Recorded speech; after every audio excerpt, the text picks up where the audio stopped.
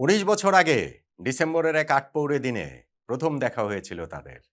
লাজুক এক ফুটবলারের সঙ্গে খলবলে হাসির এক শিশুর। প্রথম দেখার স্মৃতি মস্তিষ্কে গেঁথে থাকে আজীবনের জন্য, অনেক সময়ই। কিন্তু এই দুজনের কারো সেটা থাকার কোনো কারণই নেই।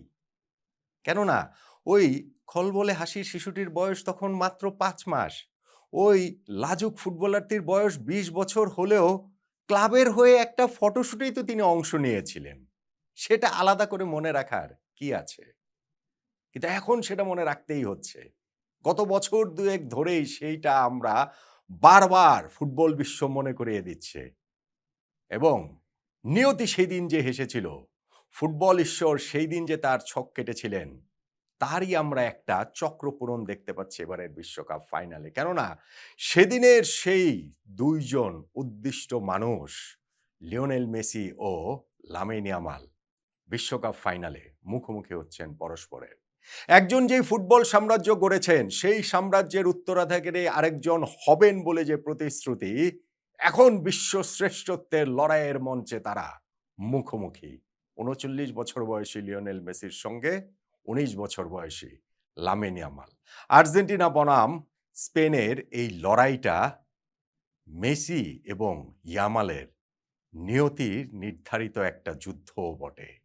শ্রেষ্ঠত্বের যুদ্ধ, সাম্রাজ্যের যুদ্ধ, সাম্রাজ্য টিকিয়ে রাখার যুদ্ধ, আগামীর সাম্রাজ্য ঘোষণার যুদ্ধ। সেই বিশ্বকাপ ফাইনালের কি রেজাল্ট হবে আমরা জানি না। আর্জেন্টিনা জিতবে নাকি স্পেন জিতবে আমরা জানি না।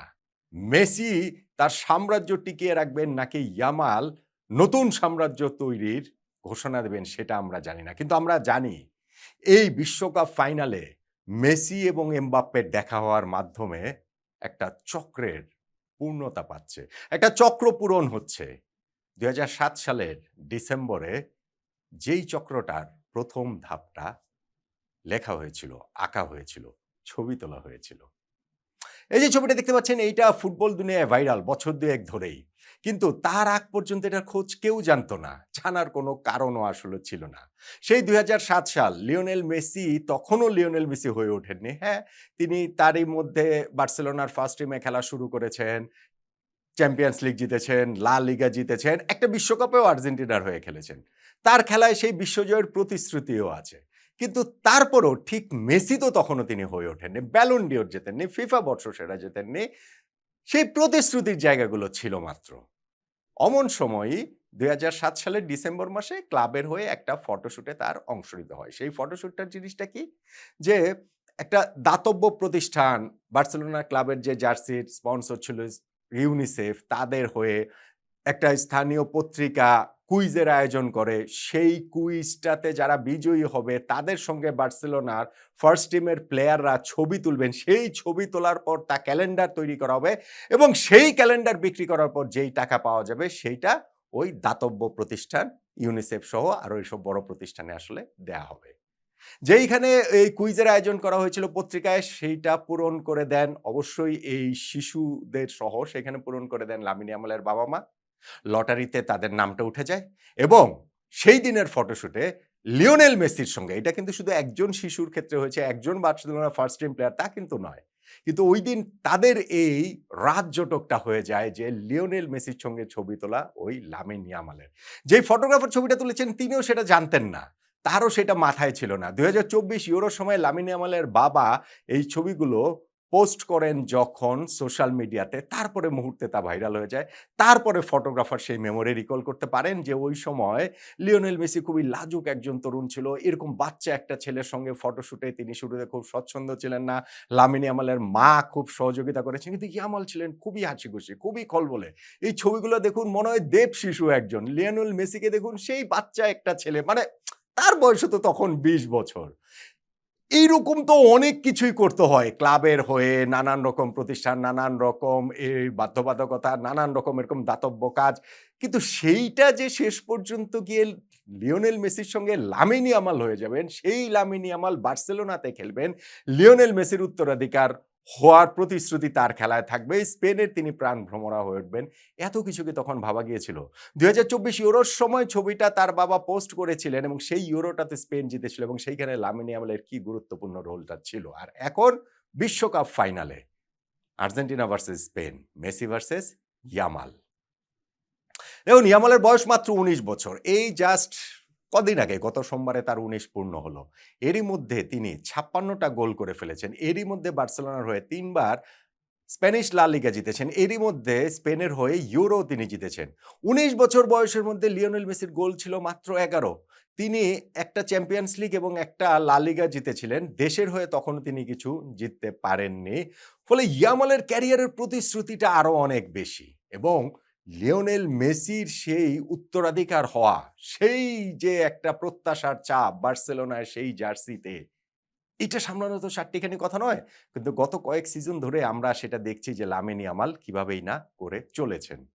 কিন্তু তাই বলে বিশ্বকাপ ফাইনালে মেসি এবং ইয়ামাল মুখোমুখি হয়ে যাবেন, এইটা ছাড়া হওয়ার তার কোনো উপায় ছিল না। হ্যাঁ, একটা ফিনালিস্তেমো ছিল, যেই ফিনালিস্তেমো তো মুখোমুখি হওয়ার কথা ছিল ওই লাতিন আমেরিকার চ্যাম্পিয়ন আর্জেন্টিনা, কোপা চ্যাম্পিয়নের সঙ্গে ইউরোপের চ্যাম্পিয়ন, এই ইউরো চ্যাম্পিয়ন স্পেনের।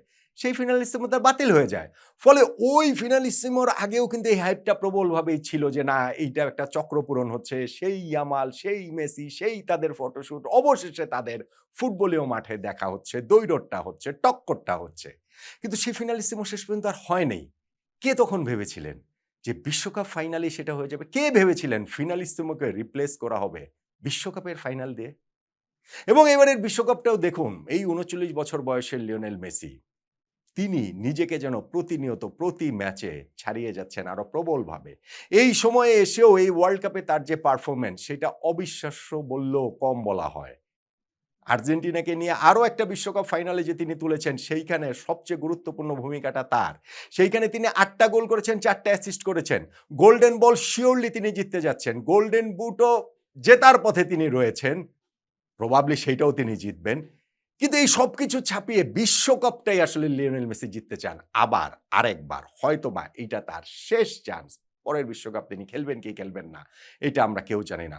লামিন ইয়ামালের সামনে ক্যারিয়ার পড়ে আছে, আরো অনেক সুযোগ তিনি পাবেন। কিন্তু তারপরও ১৯ বছর বয়সে এসে লিওনেল মেসির মুখোমুখি হয়ে যাওয়াটা, বিশ্ব চ্যাম্পিয়ন হওয়ার এই হাতছানিটা, সেইটা আসলে একটা বিরাট বড় ব্যাপার। হ্যাঁ, এই ওয়ার্ল্ড কাপের শুরুটা তার হয়েছে ইনজুরি নিয়ে। এখন পর্যন্ত যে তাকে তার বিস্ফোরক শ্রেষ্ঠত্বে আমরা দেখতে পেয়েছি লামিন ইয়ামালকে, তা নয়। কে জানে, হয়তোবা ফাইনালের জন্যই সবটুকুই জমিয়ে রেখেছেন। এবং এই ফাইনালটাতে আর্জেন্টিনা ভার্সেস স্পেনের লড়াইটাতে ইয়ামাল মেসির যে এই যে দ্বৈরথ, সেইখানটাতে আমার মনে হয় আরেকটা জিনিসেরও ফয়সালা হবে প্রবাবলি। যেমন ধরেন, এই ফাইনালটা যদি আর্জেন্টিনা জেতে, আমার হিসাব বলে শিওরলি লিওনেল মেসি নবম ব্যালন ডিওর জিততে যাচ্ছেন।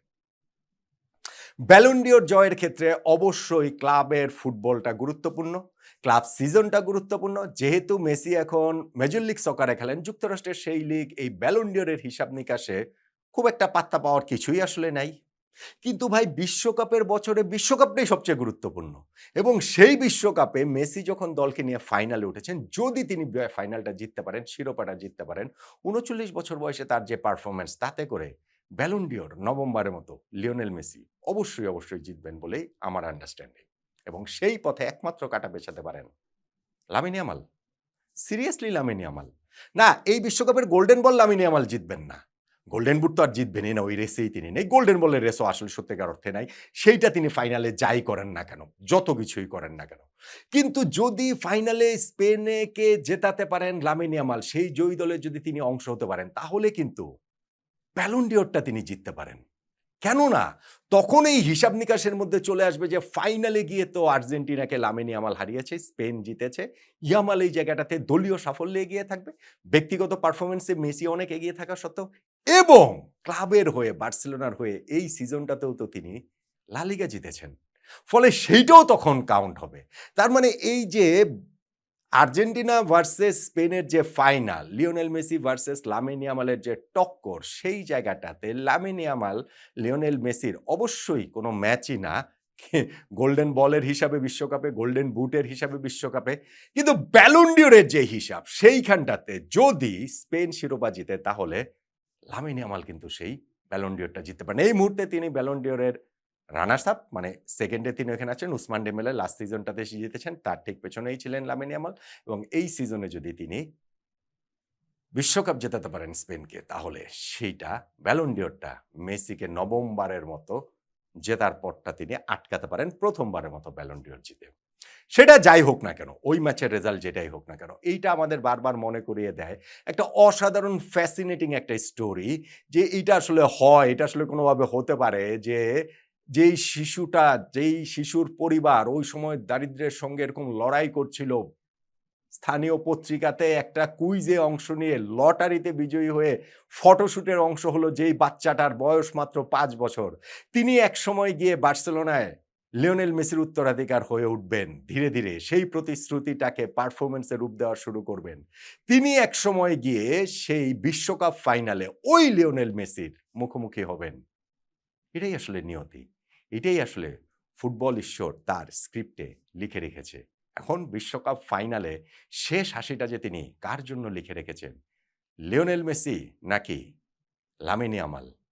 সেই দিনের সেই ১৯ বছর আগে ২০ বছর বয়সী লাজুক ফুটবলার এখন তার ক্যারিয়ারের প্রায় সায়ান্নে এসে দাঁড়িয়ে যেই সাম্রাজ্যটা তিনি গড়েছেন, সেই সাম্রাজ্যের শেষ প্রতিষ্ঠার জন্য, শেষ ধাপটার জন্য তিনি যে লড়াই করছেন লিওনেল মেসি। আর আরেকজন যিনি সেই সাম্রাজ্যের উত্তরাধিকার হবেন বলে প্রতিশ্রুতি রয়েছে, সেই নতুন সাম্রাজ্যের গোড়াপত্তন করার সমস্ত প্রত্যয় নিয়ে লামিন ইয়ামাল থাকবেন বিশ্বকাপের ফাইনালে। সেই ফাইনালটাতে শেষ হাসবেন কে? লিওনেল মেসি নাকি লামিন ইয়ামাল?